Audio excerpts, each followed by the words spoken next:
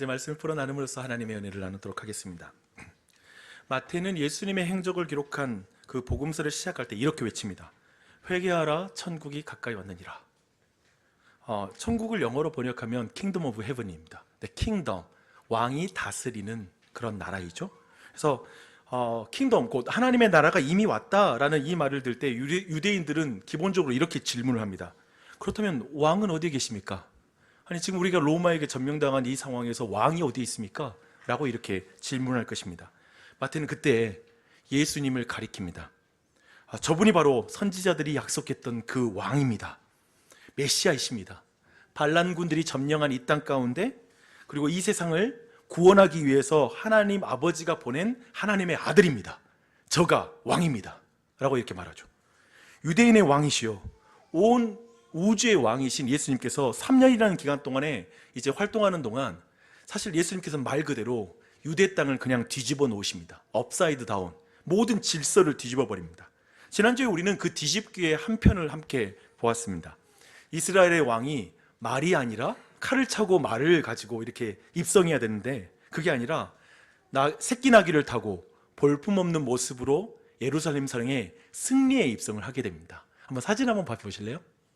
사실 저는 저 그림이 좀 바뀌어야 된다고 생각하는데, 새끼 나귀를 탔기 때문에 저 새끼 나귀를 탔다면 동물학대죠. 약간 저걸 키우고 옆에 엄마가 있는 걸로 이렇게 그림을 그리면 좋을 것 같습니다. 근데 미장센의 대가이신 하나님은 지금 새끼 나귀를 타고 입성함으로 분명하게 우리에게 이렇게 선언하는 것입니다. 나는 말과 칼, 곧 힘으로 세상의 평화를 가져오는 왕이 아니란다. 너희들은 나에게서 카이사르를 기대하지 마라. 너희들은 나에게서 나폴레옹을 기대하지 말아라. 나는 백성들의 무거운 짐을 대신 짊어지는 그 섬김의 왕이란다. 나는 사람들을 사로잡은 죄와 사망을 이김으로 사람들에게 평화를 가져오는 그 왕이란다 라고 이렇게 분명하게 선언하는 것입니다. 지난 금요 복음 집회 때 사실 이 본문, 지난주 주일날 본문을 가지고 다시 한번 말씀의 은혜를 나눴습니다. 그때 이제 사도마차를 탄 로마의 개선장군과 새끼 나귀를 탄 예루살렘의 개선장군을 비교하면서 말씀을 전했었어요. 그리고 마지막에 이 사진을 보여줬습니다. 이 사진을 보여주면서 마지막에 이렇게 질문했습니다. 여러분, 여기에 개선장군 둘이 있습니다.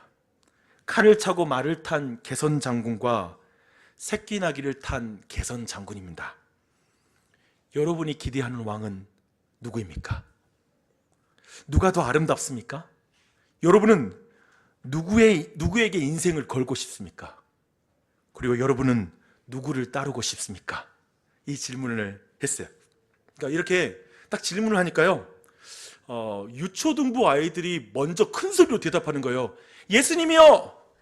나 예수님 따를 거예요! 라고 이렇게 아이들이 말하더라고요. 아빠 엄마는 선뜻 대답을 못하는데 어린 아이들이 더 대답을 잘하더라고요. 왜 그럴까요? 두 가지 이유가 있다고 생각했어요. 첫 번째, 우리 아이들이 부모들보다 믿음이 더 좋아서. 첫 번째. 두 번째, 아이들이 인생을 덜 살아봐서. 네가 페라리를 타봤어?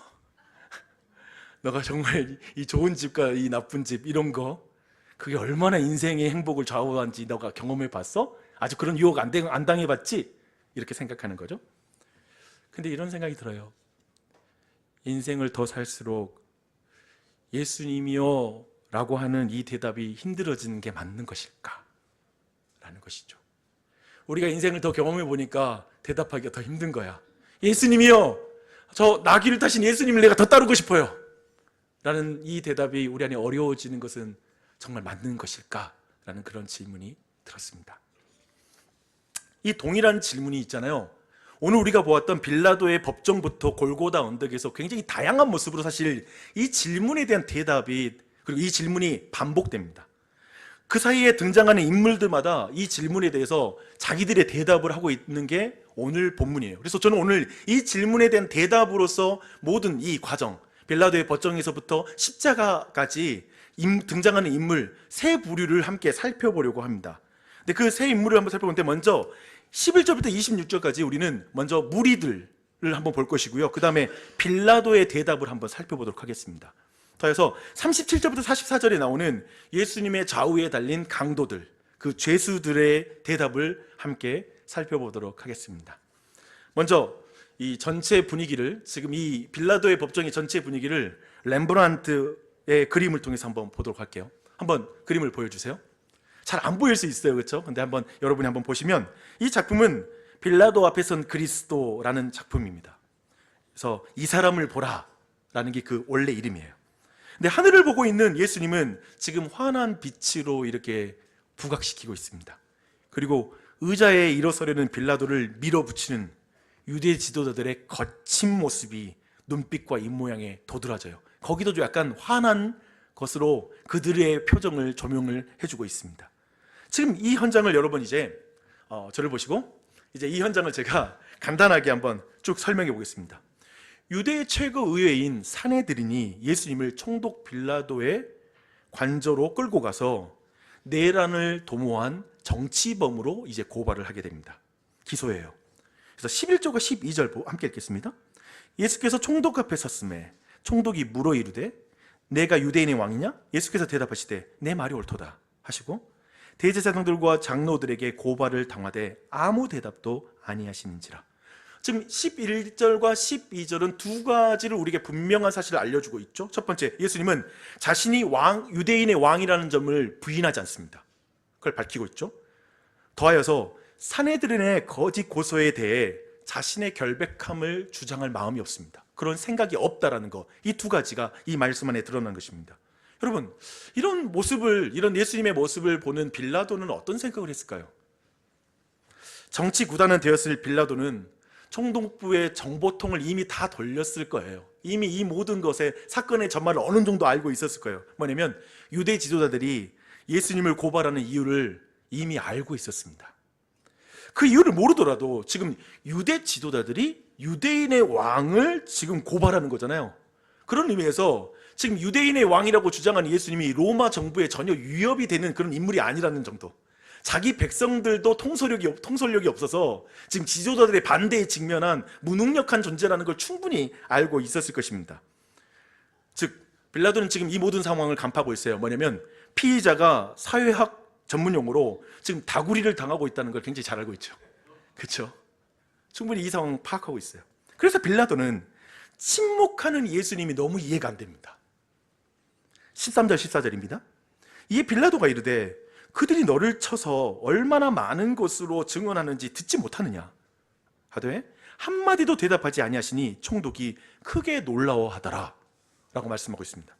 그러니까 저는 개인적으로 지금 빌라도의 마음을 생각해 봤을 땐 여기에서 이 말씀이 이렇게 돼야 될 것 같아요. 침묵하는 예수님을 답답해하더라, 고구마 100개 먹는 것 같이 지금 느끼더라 라고 이렇게 표현해야 되는데 크게 놀라워했다라고 이렇게 표현하고 있습니다. 이 표현을 좀 주목할 필요가 있어요. 무슨 말일까요? 요한복음을 보면 빌라도는 기소자들이 없는 곳으로 예수님을 따로 불러서 이제 대화를 나누게 됩니다. 신문해요. 야, 내가 유대인이냐? 아니 유대인들과 대제사장들이 너를 유대인의 왕으로 기소했다. 도대체 네가 무슨 큰 잘못을 했길래 이 사람들이 너를 지금 죽이려고 저렇게 너를 신고하고 있냐? 예수님은 이렇게 말합니다.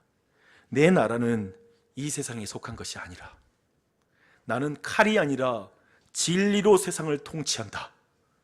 팍스 로마나, 즉 뭐냐면 칼로 모든 나라를 정복하는 그 관점과 그 가치관을 가진 빌라도가 이해하지 못할 말을 한 거죠. 진리로 다스린다고? 그리고 그 나라가 이 세상에 속하지 않았다고?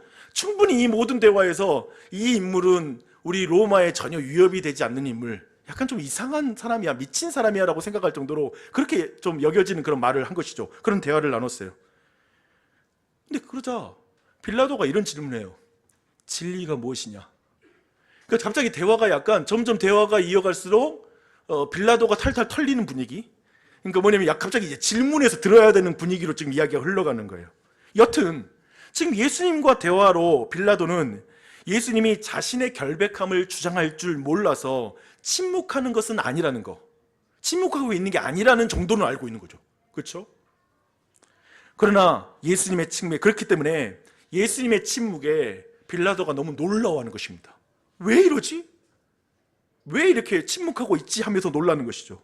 지금 그는 유대인의 왕이 신하들의 거짓 고발에 아무 말도 하지 않는 그 이유를 알 수가 없는 거예요. 그럼에도 이런 모든 대화 속에 이제 대화를 이제 하면서 빌라도가 예수님을 너무나 살리고 싶어합니다. 마침 백성들이 원하는 죄수 한 사람을 풀어주는, 명절 때 풀어주는 그 관행, 그 관례를 따라서 6월절 특사로 예수님을 풀어줘야 되겠다고 결정해요. 근데 이것은 사실상 종교 지도자들과 대중을 갈라치는 묘수였어요. 그 사정이 이렇습니다. 이 모든 일이 유대 지도자들이 민중들에게 지금 급부상하고 있는, 즉 인기를 끌고 있는 예수님에 대한 견제와 시기심에 의해서 이 모든 고발이 일어났다는 걸 알고 있는 거죠. 그러니까 그걸 갈라치는 거죠. 즉 민중들이 원하는 사람을 내가 방면해 주겠다라고 해서 지금 이 모든 걸 갈라치게 할 아주 묘안을 내는 것입니다. 그리고 예수님을 더 확실하게 살리고 싶었어요, 빌라도는. 그래서 특사 대상을 두 사람으로 제한시킵니다. 이렇게 말해요. 누구를 놓아주기를 원하느냐? 바라바라는 유명한 죄수냐? 예수냐? 라고 말합니다. 바라바는 유명한 죄수예요. 악명 높은 죄수라고 말할 수 있어요. 마태는 이 바라바가 소요 중에 살인한 폭도들 중에 하나라고 특별히 마가는 소개하고 있습니다. 그렇다면 바라바는 아마도 말을 타고 칼로 자기 민족의 적들을 죽임으로 이스라엘 나라의 회복, 샬롬을 추구하는 혁명가였을 거예요. 아마도 그 당시 있었던 그런 독립운동에 가담한 그런 사람이었을 것입니다. 또 이 이름도 되게 재밌습니다. 바라바라는 이름의 뜻이 뭐냐면 아람어로 아버지의 아들이란 뜻이에요. 그래서 이 바라바라는 이름 자체가 지금 이 상황에서 예수님이 누구죠? 왜 지금 이런 기소를 당하고 있죠? 스스로를 하나님의 아들이라고 주장했기 때문에 이 일을 당하고 있거든요. 그러니까 바라바라는 이름 자체가 하나님의 아들이라는 이름 자체를 연상시켜요. 또한 마태복음의 일부 주요 사본들은 지금 이 바라바의 이름이 원래 전체 이름이 뭐냐면 예수 바라바라고 기록하고 있습니다. 재미있죠? 지금 두 죄수 모두 아버지의 아들 예수인 거예요. 이 예수라는 뜻 자체는 구원자는 뜻이거든요. 한쪽은 사람의 아들 구원자 예수, 한편은 하나님의 아들 구원자 예수라는 이 이름을 말하는 것이죠. 만약 이 사본이 옳다면 빌라도의 말은 이런 말입니다. 누구를 놓아주기를 원하느냐? 칼을 든 사람의 아들 예수냐? 아니면 이 무력해 보이는 하나님의 아들 예수냐? 둘 중에 하나를 선택해라. 이 질문은 칼을 차고 사두마차를 타고 있는 개선장군을 따르겠습니까? 아니면 새끼 나귀를 타고 있는 이 예수를 따르겠습니까? 라는 이 질문의 다른 형태인 것이죠. 동일한 질문 앞에 무리들은 이제 대답을 해야 됩니다. 무리들은 누구를 선택할까요? 여러분은 누구를 선택하겠습니까? 여러분이 그 무리라면. 누구를 살려야 당신에게 유익할 것 같습니까? 사람의 마음에는 있잖아요. 시소가 있는 것 같아요. 그래서 동그란 무게추가 그 시소 가운데 딱 올려놔 보세요. 잠시 그 시소는 수평을 맞출 거예요. 그렇게 하다가 추가 한쪽으로 굴러가기 시작하면 굴러가는 만큼 시소도 급격하게 한쪽으로 기울어질 것입니다. 빌라도의 갑작스러운 제안에 순식간에 무리들은 마치 가운데에 무게추가 올려듯이 어떻게 뭘 결정해야 될지 모를 거예요. 몰랐을 것입니다. 분명 그 무리들 중에는 예수님이 입성할 때 열렬하게 호산나 다윗의 자손 예수여 라고 외치면서 열렬하게 환영했던 사람들도 그 중에 일부 있었을 수 있습니다. 그러나 대다수는 지금 자신의 입장을 순간적으로 어떻게 정리가 안 되는 거예요. 어떤 태도를 취해야 될지, 누구를 선택해야 할지 몰랐을 것입니다. 또한 대제사장들과 그리고 그 장로라는 살아있는 권력의 눈치를 봐야 되는 상황이었을 거예요. 자기의 의견을 쉽게 밝힐 수 없는 분위기, 그 분위기가 흘렀을 거예요. 그리고 곧 대제사장들과 장로들의 그 말이 이제 그 무게추가 예수님을 죽이는 쪽으로 딱 가는 것이죠. 그리고 그 안에 급격하게 굴러가기 시작했을 것입니다. 그러자 사람들은 이제 한 목소리를 외치기 시작합니다. 바라바를 살려주세요. 바라바를 살려주시오. 예수는 십자가에 못 박으시오. 라고 말하기 시작합니다. 그들의 마음의 시소와 군중 심리가 완전히 기울어지자 이제 그들은 더욱더 거칠게 분노하면서 외쳐요. 바라바를 살려주고 예수님 십자가에 못 박으시오. 제가 지금 뭐 따라하려고 하지만 아마도 더 과격하게 정말 시간으로 그 목소리가 더해질수록 바라바는 살려주고 예수님 십자가에 죽으시오란 말이 더 강하게 거칠게 외쳐졌을 것입니다. 근데 여기에서 질문이 생기죠. 저를 포함해서 이 자리에 성경에 대해서 좀 더 알고 계신 분, 또 하면 심지어는 오늘 이 이야기를 처음 이야기를 듣는 이들은 도저히 무리들의 결정이 이해가 안 돼요. 왜 그렇지? 바라바지. 또 나쁜 사람이니까. 왜 예수를 죽이라고 말하지? 왜 무리들은 이런 결정을 했을까? 라는 질문을 해야 되는 것이죠. 우선 대제사장들과 장로들에게 선동을 당해서요. 그들은 선동당하기 쉬운 무리니까 라고 생각하십니까? 그렇다면 왜 선동을 당한 것일까요? 제게 있어서 가장 설득력 있는 해석은 이거예요. 실망했기 때문에 그렇습니다. 예수님이 다윗의 자손이요 하나님의 아들이라고 믿었던 무리들은 예수님께서 붙잡히신 것을 보고 실망했을 거예요. 더군다나 이스라엘 백성들은 절기가 왔기 때문에 지금 로마의 법정 안에 들어가는 것도 싫어해요. 부정해질까 봐. 근데 그 부정하고 불의한 법정에 지금 예수가 붙잡혀서 서 있는 것을 보는데 그냥 안에서 올라오는 거죠. 메시아는 저렇게 무력하게 붙잡혀 있을 수는 없어. 로마를 전복시킬 존재가 저렇게 로마의 법정에 사로잡혀서 불의하게 평가받을 수 있는 존재는 아니야 라고 생각하는 것이죠. 아니 뭐라고 말이라도 하지 왜 그는 저렇게 무력하게 침묵을 지키고 있어? 뭔가 전혀 뭔가를 보여주지 않는 예수를 향한 그 실망은 눈덩이처럼 그들을 보고 있는데 막 우라가 치밀었을 거예요. 눈덩이처럼 커졌을 것입니다. 그래서 누구를 놓아주기를 원하느냐? 칼을 든 사람의 아들 예수냐? 아니면 이 무력해 보이는 하나님의 아들 예수냐? 라는 이 질문 앞에 무력해 보이는 하나님의 아들 예수가 아니라 칼을 든 사람의 아들 예수, 그를 살려주시오 라고 이렇게 말했을 것입니다. 저는 개인적으로 바라바가 좋아서 그들이 바라바를 살려달라고 말하지는 않았다고 생각해요. 전혀 그럴 이유가 없어요. 도리어 하나님의 아들이라고 생각할 수 없는 무력한 예수는 아니다. 그를 향한 분노와 미움 때문에 바라바를 살려달라고 이렇게 외쳤을 것이라고 생각합니다. 그래서 예수를 십자가에 못 박으라 라가 결국 무리들의 대답입니다. 여러분은 어떤가요? 현실 속에서 여러분이 믿는 기독교 신앙과 여러분이 믿고 있는 예수 그리스도, 그분은 그냥 십자가에 계속 달려서 나를 사랑한다고 말하는 그런 분으로 존재하고 있고 내 삶의 현실적인 문제는 전혀 해결해 주지 않는 존재이기 때문에 때로는 너무나 예수님이 싫지 않습니까? 짜증나지 않습니까? 하나님 살아계시면 왜 이렇게 하십니까? 라는 말을 하지 않습니까? 그래서 도리어 차라리 칼 들고 있는 저 바라바가 더 나아 라고 생각할 수 있는 것, 이것은 우리에게도 여전히 열려있는 질문인 것 같습니다. 이렇게 빌라도의 갈라치기는 보기 좋게 실패합니다. 이제 그야말로 백병전이 벌어져요. 굳이 저는 지금의 이 논쟁 분위기를 백병전이라고 말씀드렸습니다. 그 로마의 전쟁 아시잖아요. 먼저 투석기를 막 던지거나 뭔가를 이렇게 화살을 쏘고 나서 이제 마지막 부딪히는 몸으로 부딪히잖아요. 근데 이제 몸으로 부딪혀요. 진짜 거의 힘의 대결로 들어갑니다. 이제 빌라도는 예수를 십자가에 못 박으라고 외치는 무리들에게 말합니다. 어찌미냐? 무슨 악한 일을 그가 했기 때문에 이 십자가의 형벌을 너희들이 원하느냐? 라고 이렇게 질문해요. 그러자 무리들은 지속적으로 더 적극적으로 외칩니다. 십자가에 못 박혀야겠나이다. 이유를 말하지 않아요. 그냥 십자가에 못 박혀야겠나이다 라고 그냥 소리를 키우죠. 백병전입니다. 막 부딪힙니다. 빌라도는 예수님이 십자가에 못 박힐 이유가 없다는 걸 너무나 잘 아는 사람이에요. 그때 재판석에서 이 무리의 압박을 당하고 있을 때 아내로부터 전갈이 들어옵니다. 이런 거예요. 옳은 사람에게 아무 상관도 하지 마옵소서. 오늘 꿈에 내가 그 사람을 인하여 예를 먹었습니다.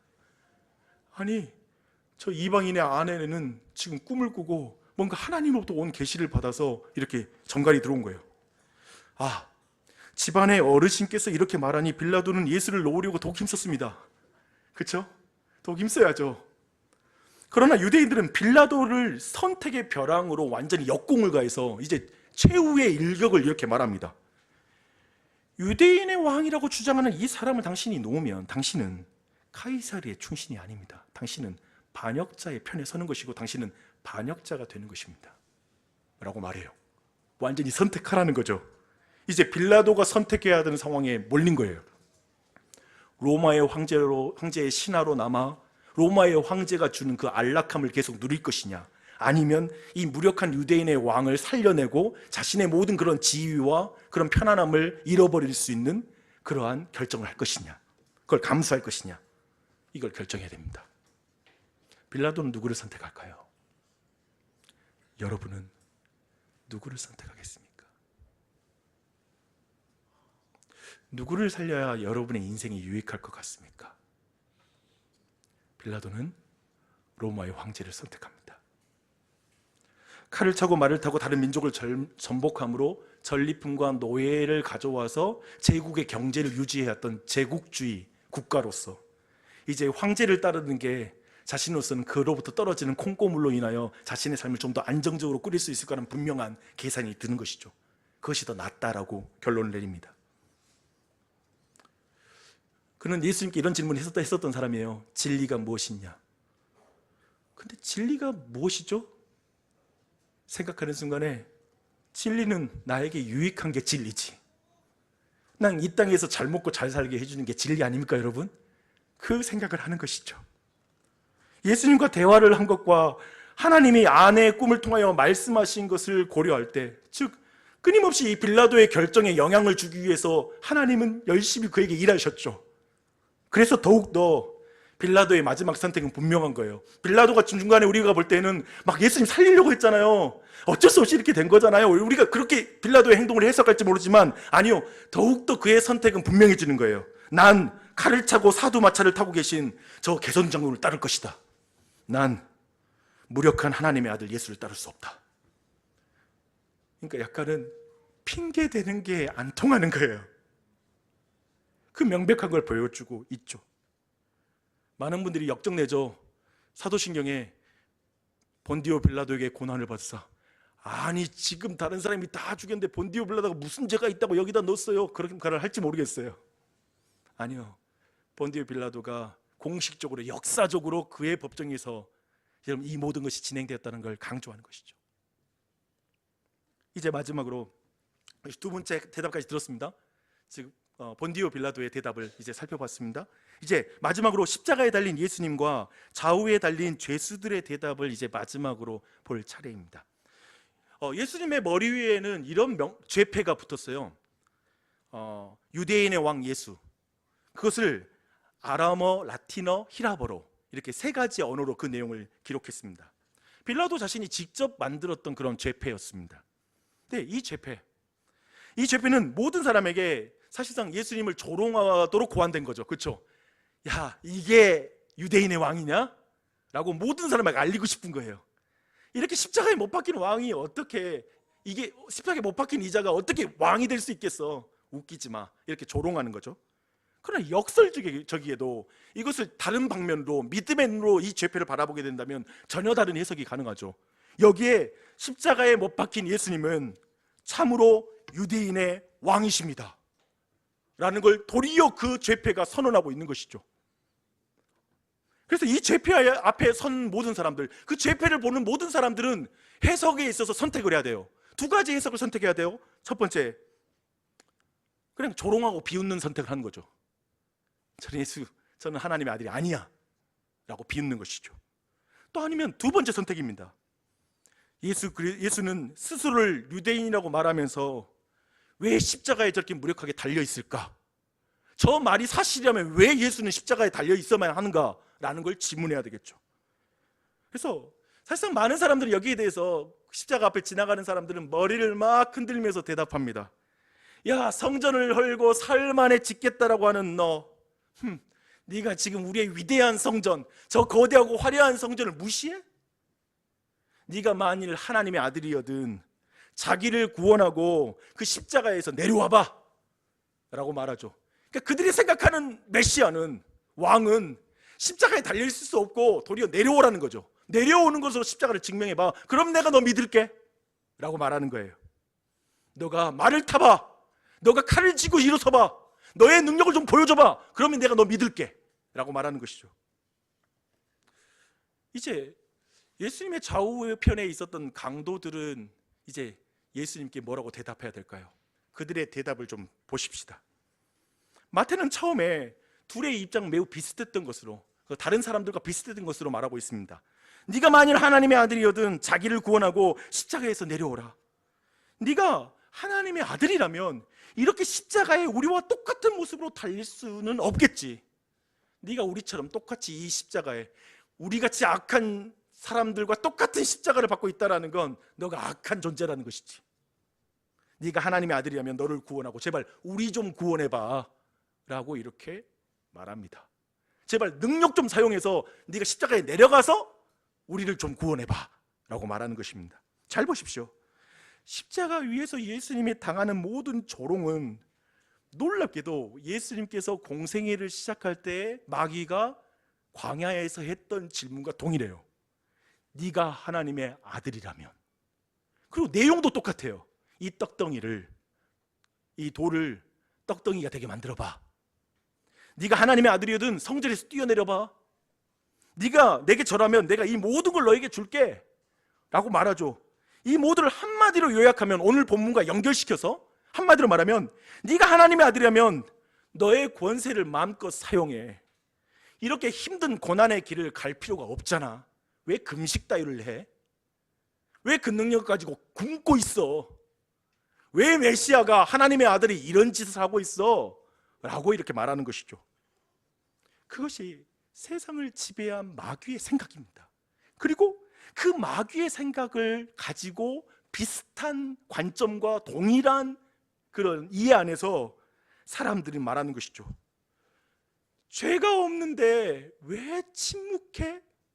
죄가 없는데 왜 메시아가 로마의 군병들에게 붙잡혀? 왜 죄가 없는데? 왜 죄가 없는데? 능력이 있다면 왜 붙잡히는 거야? 죄가 없는데 왜 십자가에 달려 죽어가고 있는 거야? 도대체 하나님의 아들이 왜 그래야 되는 거야? 하나님의 아들이라면, 유대인의 왕이라면 왜 십자가에 달려 죽어야 되지?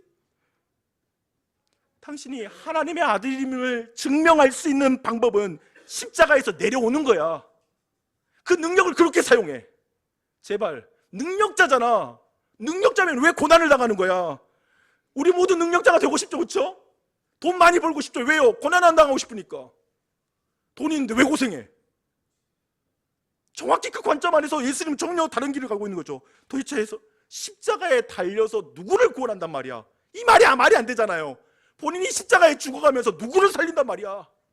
라고 질문하는 것이죠. 이것이 두 강도의 대답이었습니다. 그리고 이 대답은 여러분의 대답이 혹시 아닙니까? 여기까지. 우리는 빌라도의 법정부터 골고다 언덕에서 만난 세 부류의 사람, 무리, 빌라도, 그리고 두 강도를 함께 살펴봤습니다. 그들은 하나같이 칼과 말을 탄 왕과 고난을 당하는 하나님의 아들 예수님 중에 누구를 선택하죠? 왕을 선택하죠. 말을 탄, 힘이 강한. 그리고 모두들 예수님을 못 박는데 공조합니다. 그를 조롱하는데 공조하고 있다는 걸 함께 보게 됩니다. 무리들은 현실 속에서 하나님의 아들이라고 생각할 수 없는 무력한 예수님이 싫어서 적극적으로 예수님을 죽이는데 동참하죠. 적극적 동참자 무리들이에요. 빌라도는 비겁한 모습으로 뒷짐을 짐으로 예수님을 죽이는데 동참합니다. 자기는 착하게 보이고 싶고 예수님을 죽이고 싶지 않다는 모습은 다 보이면서 실제로 자신의 권력은 사용하지 않죠. 소극적으로 동참합니다. 두 강도는 자신들이 지금 죄 짓고 나서 비참한 처지에 있잖아요. 그들 자신이 그런 일을 당해도 마땅한데 예수님 앞에 아주 엉뚱한 기도를 해요. 야, 너 하나님의 아들이면 좀 살아나서 우리 좀 살려봐. 되게 말도 안 되는 기도를 해요. 그러니까 저는 이걸 이렇게 표현해 봤어요. 딱 두 문장인 것 같아요. 두 질문인 것 같아요. 이건 것 같아요. 이 모든 것은 하나님의 아들이면 왜 이래야 돼? 죄가 없으면서도 왜 이렇게 십자가를 졌어? 이 질문이죠. 모든 내용은 이런 내용이죠. 하나님의 아들인데 왜 죄가 없으면서 이 십자가를 져? 여러분은 무슨 말을 외치고 있습니까? 앞에서 소개한 렘브란트의 이 사람을 보라라는 그림을 다시 한번 볼게요. 렘브란트는 이 작품 그리고 여러 정말 많은 성화를 그렸는데요. 작품을 발표하면서 다른 보상을 기대하며, 그러니까 자기가 이 작품을 다 그리고 나면 사람들에게 인정받고 칭찬받는 걸 기대하면서 십자가에 못 박힌 예수 그리스도를 그려가기 시작합니다. 또 온 마음을 쏟아서 여러 군중들을 막 그려가기 시작했습니다. 정신을 집중해서 사력을 다해서 붓을 막 놀렸습니다. 그런데 어느 순간에 이런 생각이 드는 거예요. 아, 내가 이 군중들 가운데 서 있구나. 그럼 내가 그리스도를 십자가에 못 박았단 말인가? 그래, 나도 그 일에 동참했어. 나도. 그래서 여러분 보시면 하얀색 원으로 이렇게 그린 한 인물이 있잖아요. 모자를 쓰고 있죠. 그 군중들 중에 한 사람의 얼굴은 자신의 얼굴로 딱 그려 넣었습니다. 그리고 렘브란트는 많은 작품에 자신의 얼굴을 그려 넣어요. 우리도 빌라도의 법정과 갈보리 언덕 위에 있는 누군가의 얼굴을 하고 있지 않습니까? 나랑 상관없는 사건이 아닌 것이죠. 그런데 놀랍게도 예수님은 한결같은 얼굴을 하고 계십니다. 바로 우리를 용서하시는 사랑으로 우리를 보시는 것이죠. 사랑의 하나님으로 그 자리에 계신 것입니다. 예수님은 무리를 용서하기 위해, 첫 번째, 무리를 용서하기 위해 불의한 법정에 서신 사랑입니다. 두 번째, 예수님은 용서를 구하기 위해 빌라도 앞에서 침묵하는 사랑을 하십니다. 예수님은 용서하기 위해 죄인 중에 하나가 되신 사랑이십니다. 첫 번째를 보고 싶어요. 용서하기 위해 불의한 법정에 서신 사랑. 무리들은 하나님의 아들이 왜 로마의 군병에 붙잡혔고 이 불의한 법정에 서 있는지를 물었습니다. 도저히 그 이유를 이해할 수 없었습니다. 유대인의 왕이 왜 총독의 신문을 받아야 되는지, 구세주가 불의의 법에 복종하시고 왜 십자가에 죽으는지. 왜냐하면 잘못된 판정이면 뒤집어야죠. 왕이니까. 잘못된 법정에 순응하면 안 되죠. 근데 왜 거기에 그것을 따를까? 예수님이 로마의 권세 아래에 있었으니까? 아니요. 예수님이 카이사르보다 약하니까? 아니요.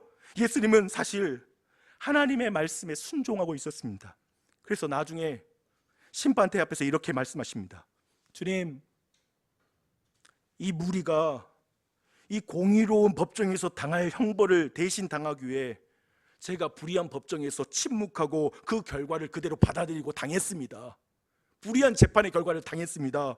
그러니 내게 속한 이 아이는 제 보혈을 기준으로 의롭게 판단해 주십시오 라고 말씀하시는 거죠. 무리들은 예수님이 부정하고 불의한 법정에 서신 것으로 그분이 하나님이 아니라는 결론을 내렸지만, 그분은 하나님의 아들로서 유대인의 왕으로서 그 법정에 서서 아무도 몰라줘도 그 길을 걸어가시죠. 두 번째, 용서를 구하기 위해 침묵하는 사랑이십니다. 빌라도는 예수님의 침묵을 이해할 수 없었습니다. 그러나 예수님은 하나님의 뜻에 순종했습니다. 그때로부터 약 700여 년 전에 이사야 선지자를 통해서 메시아의 순환에 대해서 대한 하나님의 말씀에 순종한 것이죠. 그가 곤욕을 당하여 괴로울 때에도 그의 입을 열지 아니하였으며 마치 도수장으로 끌려가는 어린 양과 털 깎는 자 앞에서 잠잠한 양같이 그의 입을 열지 아니하였도다. 예수님께서 거짓된 고발에 침묵하심으로 죄인들이 하나님의 재판석 앞에 이르렀을 때, 우리 모두가 하나님의 재판석 앞에 이르렀을 때, 당신이 하나님의 재판석 앞에 이르렀을 때 예수님은 그 백성들의 변호사가 되어서 말을 아주 많이 하시는 분이 될 것입니다. 그분은 우리의 용서를 구할 것입니다. 이렇게, 주님, 제가 이 빌라도가 들어야 할 고발을 잠잠히 듣지 않았습니까? 그러니 내게 속한 이 아이는 더 이상 고발을 들을 필요가 없습니다. 이것을 빌라도는 알 리가 없죠. 그래도 예수님은 그 길을 걸으시죠. 이게 하나님의 사랑입니다. 세 번째, 용서를 위해 죄인 중에 하나처럼 되신 사랑입니다. 강도들은 예수님이 자신들과 같은 형벌을 당하는 걸 보면서 넌 하나님의 아들일 리가 없어, 우리와 똑같은 죄인이야 라고 생각하죠. 그렇게 비난해요. 그런데 십자가의 두 광도 사이의 달림으로 예수님은 죄인 중에 하나가 되셨습니다. 이사야 선지자를 통해서 하신 그 말씀을 성취하는 것이죠. 그가 자기 영혼을 버려 사망에 이르게 하며 범죄자 중 하나로 헤아림을 받았습니다. 그러나 그가 많은 사람의 죄를 담당하며 범죄자를 위하여 기도하였느니라. 아멘. 예수님이 사악한 범죄자 중에 들의 운명을 당함으로, 맞죠? 사악한 범죄자들이나 당해야 될 십자가의 그 운명, 그 죽음의 운명을 대신 당함으로 예수님은 자기 백성들이, 저 두 죄수와 같은 사람들이 심판대 앞에 설 때, 바로 당신이 심판대 앞에 설 때 우리 주님이 이렇게 말씀하십니다. 주님, 제가 이 강도들이 당해야 할 죽음의 운명을 대신 당하지 않았습니까? 그러니 내게 속한 이 아이는 두 번 심판을 당할 수 없습니다 라고 말씀하실 것입니다. 강도들은 그런 일이 벌어진지 잘 모르죠. 그래 예수님은 그 일을 감당하십니다. 말씀을 정리하겠습니다. 주 안에 사랑하는 여러분, 여러분은 이 순간, 그리고 이 예배당을 나서는 순간, 그리고 이번 한 주 동안 개선장군 둘 앞에 서게 될 것입니다. 칼을 차고 말을 탄 개선장군, 이 땅에서 힘과 권력을 갖고 떵떵거리며 그래도 더 나은 삶, 그것이 행복한 삶, 그런 것이 기쁜 삶이라고 말하는 그 왕을 따를 것인가? 아니면 나귀를 탄 개선장군, 그를 보는 것이죠. 여러분이 기대하는 왕 누구입니까? 누가 더 아름답습니까? 여러분 누구의 인생을 살고 싶습니까? 여러분은 누구를 따르고 싶습니까? 근데 정말 우리가 쉽게 무리가 됩니다. 뭐냐면 현실 속에 너무나 무력한 예수를 볼 때 화가 나는 거죠. 자꾸 십자가에서 사랑한다고 말만 하고 내 삶의 문제에는 전혀 간섭하지 않는 것 같은 그 예수, 그 앞에 됐어 라고 생각할 수 있겠죠. 우리는 빌라도의 얼굴로 그 자리에 서 있을 수 있습니다. 예수님에 대해서 호감 가지고 있죠. 예수님을 좋아하죠. 그런데 결정적으로 어느 순간에 내가 이 세상의 황제를 숭배하는 것, 그리고 저 사두마차를 타고 있는 개선장군을 따르고 있는 나를 볼 때가 있을 것입니다. 또 강도들이 되어서 야, 내 자신이 죄인인데 예수님 내 기도대로 안 해주면 나 예수님 안 따라요. 나 예수님 내 기도대로 안 해줘서 나 실망이야. 내가 얼마나 간절히 기도했는데 당신이 이렇게 할 수 있어 내 삶에. 그러는 강도들로 서 있을 수 있습니다. 근데 있잖아요, 그런 우리를 하나님 예수님이 어떻게 대하시냐 이거죠. 강도 중에 하나가 입장을 바꿉니다. 왜 바꿨을까 생각해 봤어요. 그런 십자가 위에서 예수님을 저주하고 그리고 비난하고 모욕을 주는 그 사람들이 말할 때마다 예수님께서 하시는 이 말씀을 들었을 것입니다. 아버지, 저들의 죄를 용서해 주십시오. 저들이 자기가 하는 일을 알지 못합니다. 분명 예수님의 말씀을 듣고 그는 자기의 입장을 바꿔버립니다. 자기의 태도를 바꾸기로 결정합니다. 그래서 이제 옆에서 예수님을 향해서 비난하는 그 동료 죄수를 향해서 이렇게 말합니다. 그 사람이 꾸짖어 이르되 네가 동일한 정죄를 받고서도 하나님을 두려워하지 아니하느냐? 우리는 우리가 행한 일에 상당한 보응을 받는 것이 이에 당연한 거니와 이 사람이 행한 것은 옳지 않은 것이 없느니라. 찬찬히 보니까 맞아, 저 죄패에 써진 대로 이는 유대인의 왕이야, 하나님이 약속했던 그 왕이야 라는 사실이 믿어지는 거죠. 그리고 그 믿음이 생김으로 말미암아 지금 이 모든 상황에 대한 태도를 바꾼 것이죠. 자세히 보니 이렇게 비난하는데도 저렇게 용서의 기도를 한다면 나 같은 죄인도 용서받지 않을까? 그러니까 사실은 이 죄수, 이 강도의 변화는 뭘 말하는 거냐면 정말 최악의 존재도 예수님 앞에 용서받을 수 있다는 것이죠.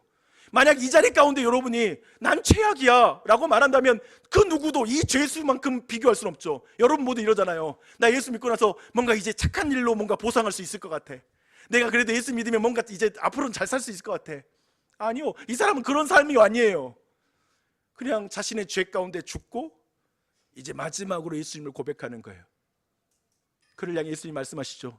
네가 오늘 나와 함께 낙원에 있으리라. 할렐루야. 그렇게 입장을 바꿉니다.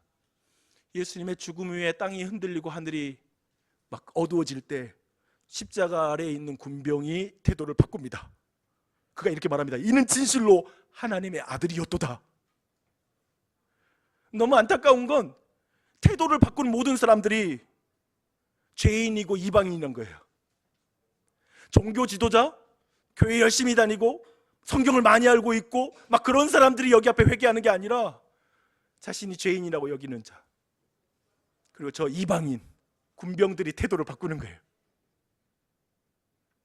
주 안에 사랑하는 여러분, 이 사실은 뭘 말합니까? 여러분 오늘 이 시간에 태도를 바꿀 수 있습니다. 저 예수님이 우리에게 드러낸 그 사랑으로 말미암아. 아멘. 다시 시작할 수 있어요. 그리고 여러분이 어떠한 실패가 있어도 이 사실은 취소되지 않을 거예요. 여러분을 향한 예수님을 통해 드러난 하나님의 사랑은 취소되지 않을 거예요. 이 사실을 믿으십시오. 그러므로 말미암아